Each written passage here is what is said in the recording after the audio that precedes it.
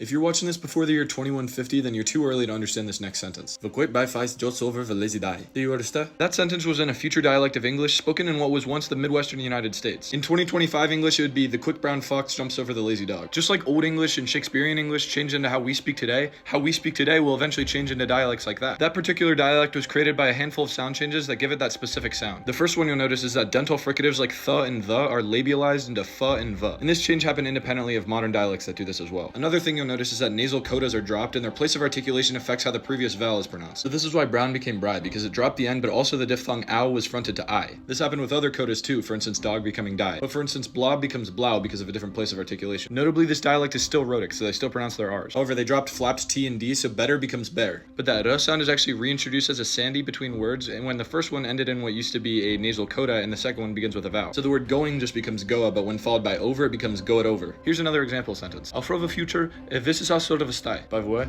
if that's the toothpaste.